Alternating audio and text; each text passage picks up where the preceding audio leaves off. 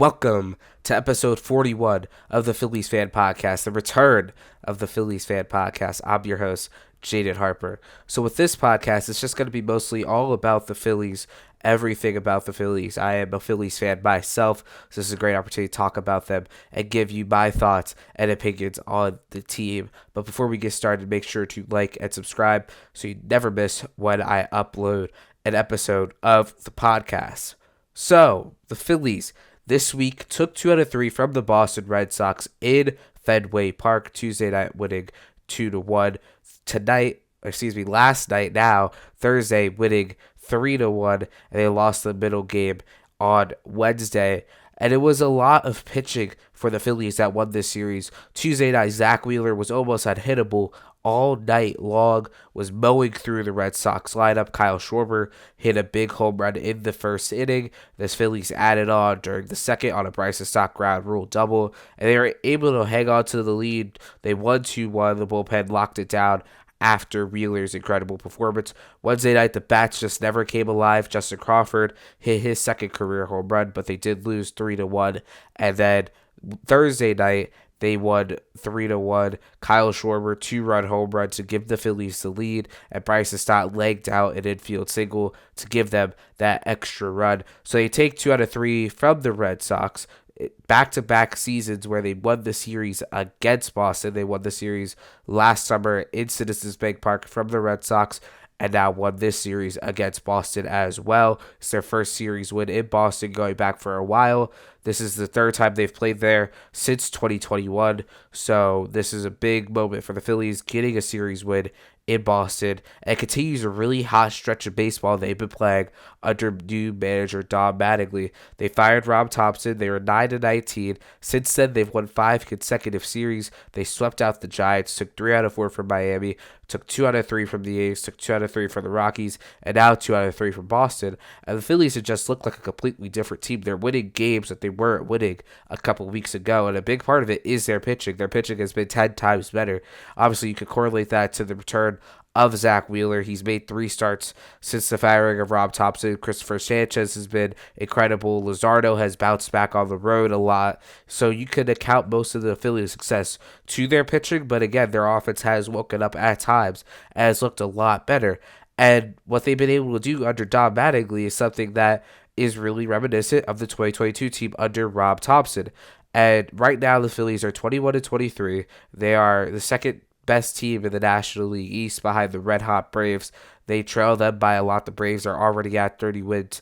It looks like they're going to cruise to a division title. But the Phillies are fine with getting that wild card because they've won out of the wild card before. Right now, they're 4.5 games back of the National League wild card because of the red-hot start from the National League Central. The Reds, the Pirates, the Brewers, the Cardinals, and Cubs are all over 500 still, having incredible seasons, all 5 of them. And it doesn't help that you also have teams like Arizona who are having good starts. The Padres are hot. The Dodgers are playing well. Obviously, we always talked about Atlanta. So there's a lot of teams in the mix for the wild card, but the Phillies are still right there, only 4.5 games back. They're 12-4 in their last 16 games, 7-3 in their last 10. So the Phillies are playing really, really good baseball right now, and they're getting hot at an important time. Last 2 years, they were off to really hot Aprils, and that kind of hurt them in the back end. They didn't play well in the postseason. They got eliminated 4 games both times in the National League Division Series. They were not able to go into the postseason with the same energy they had in the regular season. You kind of saw it fade off in September. The difference is, compared to the 2 years before that, in 2022 and 2023, the Phillies had slower starts. In 2023, they were 20-24 through their first 44 games. Then that year, they made the National League Championship Series. They beat the Braves with 4 games in the Division Series and were 1 win away from going to the World Series again. They lost to Arizona in 7 at Citizens Bank Park. And then in 2022, obviously everybody knows that story, how they went to the World Series as the 6th seed, the 87-win season, brought in Rob Thompson mid-season, promoted him from bench coach to manager after firing Joe Girardi. And the funniest thing about that 2022 team through 44 games was 21-23, right? And they ended up making the World Series. So it just goes to show how you could start off slow and still have a really good season. You've seen it throughout all of Major League Baseball over these last couple of years. Cleveland started off slow last year, won their division. You had a team like Detroit in 2024. They sold at the deadline, and they were one win away from going to the American League Championship Series. 2024, the New York Mets. Who can forget those Mets that run? And the Phillies were a victim of that run in 2024 as they went to the National League Championship Series. They were 2 wins away from going to the World Series. So with this new wild card format, you've been seeing a lot of teams have these patches where they're playing really bad baseball or start off really, really slow and make their way back into the postseason picture and end up going on a run like the Phillies did. They were the first team to do it back in 2022 as the 6th seed, beat the Cardinals on the road in the wild card, go and beat the Braves at 4, and then beat the Padres at 5 to go to the World Series. So it just shows you that you could start off slow and you will be fine. The Phillies were under 500 both of these seasons in 2022 and 2023, and they ended up doing perfectly fine. That was in June. They were under 500 in June, and now they've been able to stay over 500 during, they're getting to close to 500 in May. So they're in a much better position than they have been during 2022 and 2023 when they won. So I think slow starts are really acceptable for the Phillies, and I think they're already finding their groove and rebounding very nicely. So the Phillies have had a lot of success all around the place, and it obviously starts with their guy, Kyle Schwarber. What a season he is having. Some fans didn't want to bring it back, and it would have been a damn mistake if the Phillies did it, because what Kyle Schwarber is doing is MVP level. Last year, he was second in National League MVP voting, and right now, I would say he is the National League MVP with how he's been producing this season. 7 home runs in his last 7 games. He has 18 home runs on May 14th, which is 10 days more than what it took him to get to 18 last year. Last year, he got it on May 24th. This year, he got it 10 days earlier. He's on pace right now for 67 home runs this season. He has led the major leagues in home runs. Earlier this week, he tied the Phillies franchise record for the most home runs, for the most games with a home run, a stretch of home runs. And what he's been able to do, he's just been on a tear. And he's not even where he gets his hottest. He usually gets his hottest in June and August in the summer months. And he's already producing these extraordinary home run numbers like he's been able to do during his entire tenure in Philadelphia. Last night in the finale against Boston, he hit the go-ahead home run. And technically, on Monday, he did the same thing and hit the go-ahead home run in the first inning.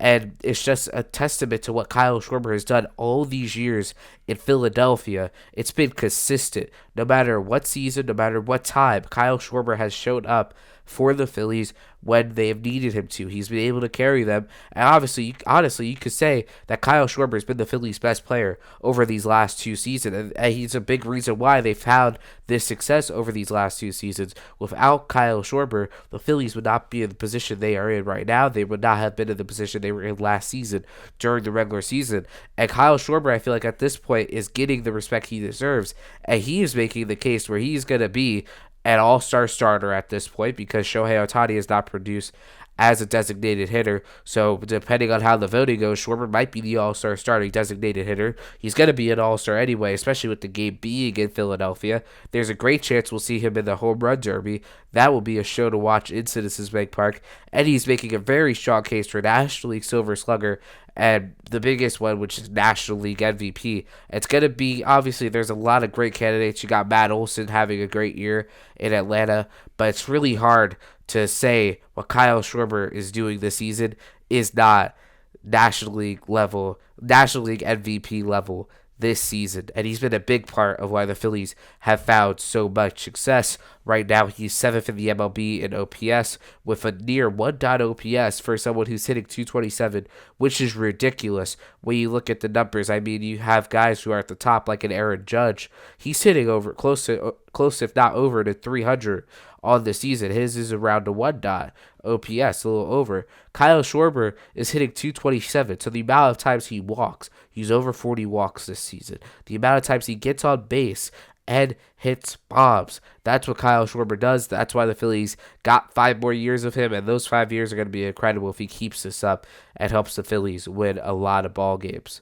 Someone else who the Phillies have been relying on to win ball games though this year has been Bryce Harper, and what a year he is having after the comments from Dave Dombrowski saying he was not elite during the offseason and everything that surrounded him, a slow start to the regular season, his home run in the WBC, and he's just continued what he did in the WBC, continued to do that during the regular season. He had a slow start, but he's able to bounce back from that right now this season. 266 average, 361 on base percentage, 525 slugging, and 886 OPS, 10 home runs, and 24 RBIs. He has been this Phillies' second best player. If it wasn't for Schwarber, he would be the best player. And what he's been able to do behind Schwarber, with Schwarber hitting second and Harper hitting third, it makes pitchers they can't pitch around Kyle Schwarber. So they either pitch around Schwarber, you face Bryce Harper, which no one wants to do, or you pitch for Schwarber, and there's a good chance you're going to be turning your back and looking at that ball flying into the stands because of how good Schwarber and Harper have been. That's the Phillies' biggest issue, is not having that cleanup hitter. That's been the biggest fault of the Phillies all of these years, is not having a cleanup hitter where it's like, oh, now you have to pitch to Bryce Harper. And I feel like once the Phillies can figure that out, then they're in a really good position. Adolis Garcia is having a good year, do not get me wrong. But at the same time, he's not a guy that is going to instill fear into pitchers like, oh, I don't want to face this guy, right? Because most, if not all pitchers, rather face Adolis Garcia than Bryce Harper. Not saying Adolis Garcia isn't a great player, but at the same time, they're going to most likely want to face Bryce Harper over Adolis Garcia. So that's the biggest thing for the Phillies, I think, is finding that cleanup hitter and putting him behind a Bryce Harper, or even, in front of Bryce Harper. Harper hits behind him, because then they have to pitch Harper potentially with guys on base. That's the biggest thing for the Phillies. But what Bryce Harper has been able to do this year has been back to his normal self, and he's not getting, honestly, a lot of attention from national media, what he's been able to do this season for the Phillies, hitting home runs. He had a rocky series against Boston, but against the Rockies, he's hitting home runs left and right. Against the A's, had a 2 home run game. So what he's been able to do this season has been nothing short of impressive and big for the Phillies. Next, I want to talk about one of the, honestly, I would say most underrated players in baseball. And I saw a comment about this on one of my reels about when I talked about Yandy Diaz, who I believe is the most underrated player in baseball. If you want to see more reels, make sure to go to Instagram. That is linked in the description.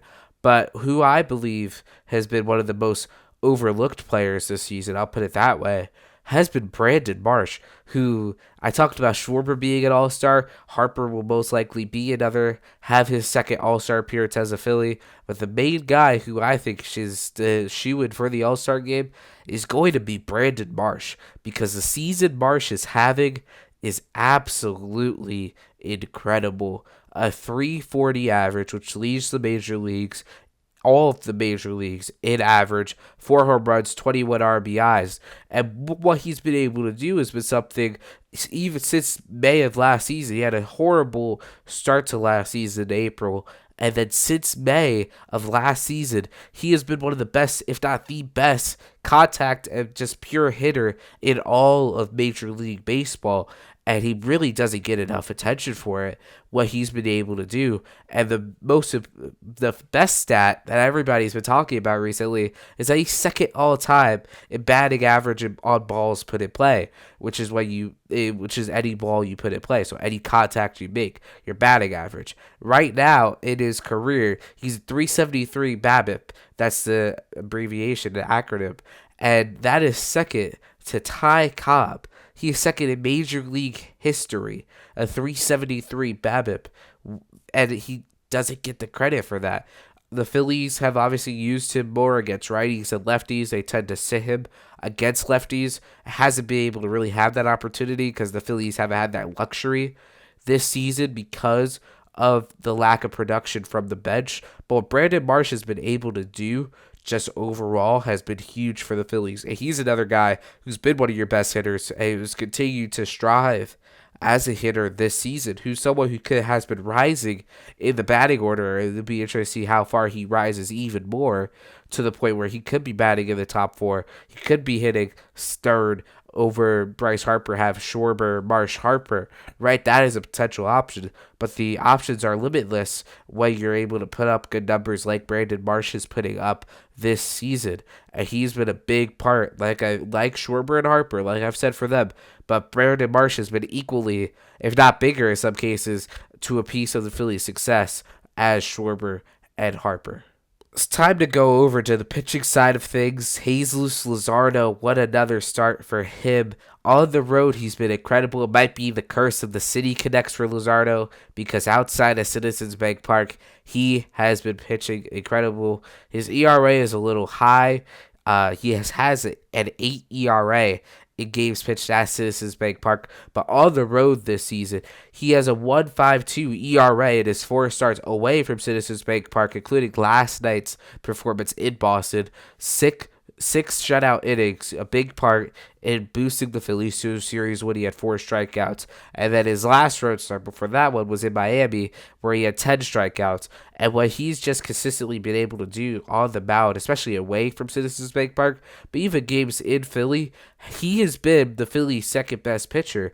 And when you add a guy like Zach Wheeler back into the rotation, you're fine with keeping Luzardo as a number 3 because you start now having one of the best 3-man punches in all of baseball, especially how this year started with Luzardo, Sanchez, and Zach Wheeler. And Jesus Luzardo has been a big part of what the Phillies have been able to do, and he is the Phillies put a lot of trust in him because they allowed a guy who's been with their franchise forever, Ranger Suarez, to leave because they trusted Jesus Luzardo so much, and they gave him the money to back that up because he's been so good and so consistent for the Phillies. Yes, the ERA is high. Yes, he's had his bad moments when it comes to his ERA and giving up runs. He's given up a lot of runs at times, but at the same time, this is the same guy who could give you 6 innings almost any day of the week, and he's going to get batters out, whether it's striking them out or pitching more to contact. He has become one of the best lefties in Major League Baseball. He is always at the top of the list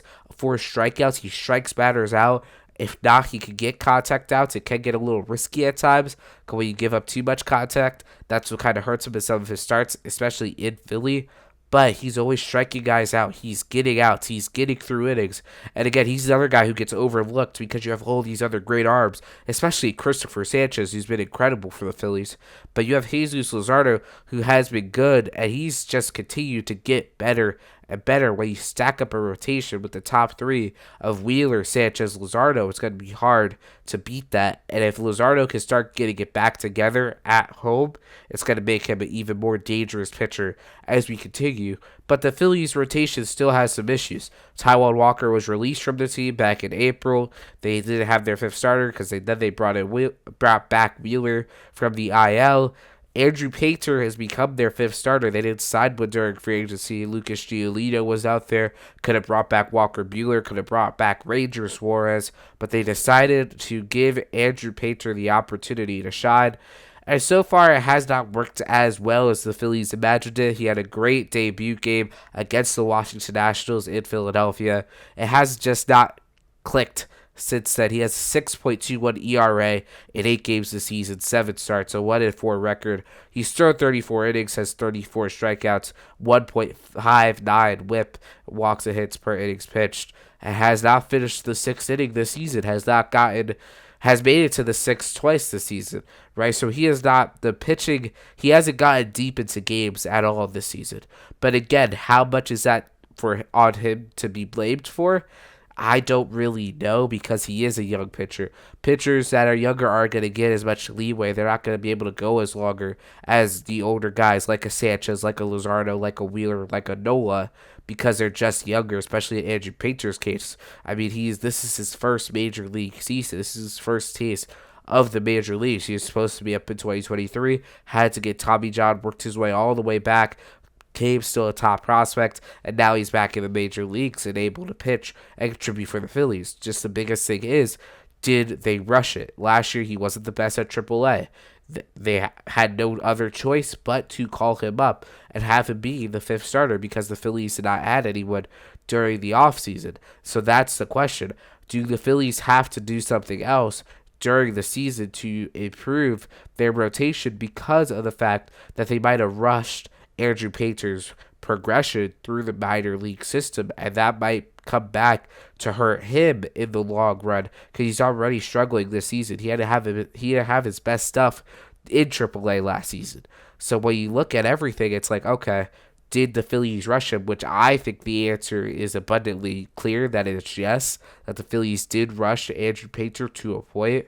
And I think it would be best if the Phillies brought in someone else. Right now, they don't have the minor league depth to send down Andrew Painter. They have Ryan Hale, who's a very good pitcher, but again, he's not going to be a fifth starter every day. Michael Mercado, not a fifth starter every day. Gene Cabrera not having the best. They just demoted him to Double-A. Moises Chais, he's out because he's hurt. He's getting surgery, right? It's too early to call up Gage Wood. He's still low in the minor leagues. He's still pitching in Clearwater. You have Connor Gillespie, who's having a very good year for the Lehigh Valley Iron Pigs. He's a potential option if you need a fifth starter. But at the end of the day, your best option right now, no matter what his stats are, no matter what he's producing on the field, is Andrew Painter. But again, do you ask the question at the deadline or even before the deadline, do you make the move and bring in someone else who, whether it's a free agent or someone who's on, 40-man who's not pitching in the major leagues, do you make that move, get a guy who's been a major league starter, who has experience, being pitching every 5 days and pitching well every 5 days? Do you bring a guy like that in, give Painter some time, even if it comes down to being a phantom IL situation? Give him some time, get him some bullpens, get him some reps, give him some time, give him a runway to get up and start elevating his production. And the Phillies have not been able to really give him that runway because of how the roster was created. So the biggest thing for Andrew Painter is going to be just getting his feet under him over these next couple starts. He will start again in Philadelphia. He won't start in Pittsburgh. But for him, it's going to be key that he continues to develop his pitches and continues to evolve into the pitcher that everyone knows he can be.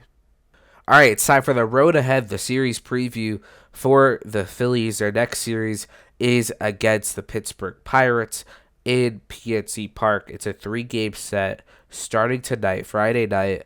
It is MLB Rivalry Weekend presented by Booking.com. So the Phillies and Pirates are the designated rivals because of their geographic location. So the Phillies will now be traveling out to Pittsburgh. Last year, the first ever rivalry weekend, the Pirates were in Philadelphia against the Phillies. Now the Phillies are going to Pittsburgh. It's going to be a big 3-game series. The Pirates are ahead of the Phillies in the standings right now. So if they could take 3 out of a red-hot Pittsburgh team, then they have a chance to even climb further up into the standings, looking for their 6th consecutive series win. Friday night, Aaron Nola takes the mound for the Phillies against Braxton Ashcraft. Nola with a 2-3 record this season, 5.14 ERA, made his last start. That would have been Saturday night against the Colorado Rockies in a win for the Phillies. In his career against the Pittsburgh Pirates, has a 4.25 ERA over his 10 starts. And then you have Braxton Ashcraft over there for Pittsburgh, one of their young pitchers, their crop of young pitchers that they've had success with this season. 2-2 record, a 2.77 ERA. Last season made one appearance against the Phillies, pitched an inning and a third, got the win in their only appearance.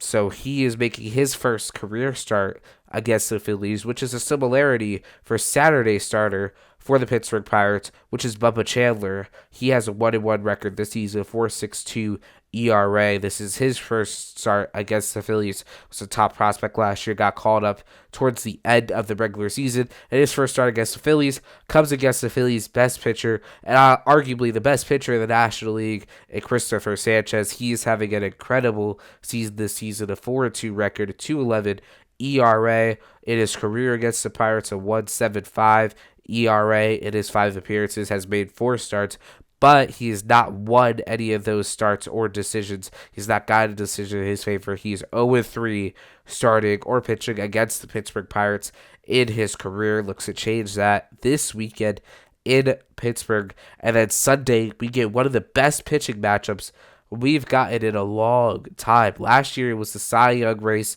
through most of the season, honestly. I would say through the end of July. It's Zach Wheeler against Paul Skeens on Sunday, and it's an incredible pitching matchup. For Wheeler, we'll start with him. 2-0 record this season, 2.55 ERA in his 4 starts. Coming back from that injury, he has been nothing short of sharp. He has been incredible over his 4 starts. He's been a big reason why the Phillies have started to find their groove. He pitched well against Atlanta. They won that game. They snapped their 10-game losing streak. Pitched well in Miami against the Miami Marlins. Pitched well against the A's, and then pitched incredibly well against the Boston Red Sox. Even though he doesn't have the wins on his record, the Phillies have won every single game that Zach Wheeler has started this season, and he's just brought us seems like a new energy since he's come back. The Phillies have been playing much better baseball, 13-5, since Zach Wheeler has been reactivated from the injured list. So the Phillies have been able to play much better baseball behind Wheeler in his career against the Pittsburgh Pirates. 2.38 ERA in his 9 starts. This include his time with the New York Mets. So a great start by Wheeler would be good, but you're facing one of the reigning National League Cy Young Award winner, the Rookie of the Year winner for 2024, and a 2-time All-Star already. He's pitched 2 seasons. It's Paul Skeens, who's arguably the best pitcher in all of baseball, and gonna make his way to one of those greats of all time with how his career has started. The Paul Skeens had one of the worst starts in MLB history against the New York Mets on opening day. Couldn't make it out of the first inning. This season, he has a 1.98 ERA, including that start. His ERA would be close to a sub-1 if you take out that Mets start where he gave up around 6 runs and didn't get out of the first inning. This season, he has a 6-2 record. He has a sub-2 ERA. He's having the best year of his career. Had a chance for a complete game against Colorado this past week in Pittsburgh. And now he has his chance to take on a Phillies team that he dominated last year. He made 2 starts in both of the series that the Phillies played. The first one was in Philadelphia. It was the Sunday game of the rivalry series. And he won a complete game, but the Phillies scored 1 run. That's the only difference in that. It was Mick Abel's major league debut, which is, an interesting thing to look back on now for the Phillies, considering that Mick Abel got them their new closer, Johan Duran, who's been incredible over the last almost year now for the Phillies. But they got Mick Abel. That was a key piece in that deal. He made his major league debut against these Pirates and dominated them over his work. And Paul Skeens pitched better, honestly, and he took the loss. He pitched 8 incredible innings, and then in Pittsburgh, he pitched into the 8th again, was 7 2/3 in a game that they won. He had 16 strikeouts throughout all of his outings against the Phillies last season. It looked like they couldn't hit him, and if he could do that again, it would most likely end up a win on Sunday for the Pittsburgh Pirates. The Pirates swept the Phillies in Pittsburgh last season. All of them were close games. All of them were 1-run, 2-run games, but the Pirates were able to win those. And in Philadelphia, the Phillies swept them. So a 3-3 record against Pittsburgh last season. It is also MLB Armed Forces Weekend, so all of the players will be wearing caps for commemorating Armed Forces Weekend on top of the big rivalry weekend. I mean, Philly and Pittsburgh, what a big rivalry when you think about it. Not in baseball, but in hockey. But baseball, I guess, is trying to adapt it, almost like the NBA Rivals Week. But that is another conversation for another day. The Phillies 19-14 against Pittsburgh since 2021. So they're going for their 6th consecutive series win starting tonight. Big series for the Phillies, trying to climb back into the National League wildcard race. But that'll do it for episode number 41 of the Phillies Fan Podcast. I am Jaden Harper, and I'll see you on Monday for episode number 42.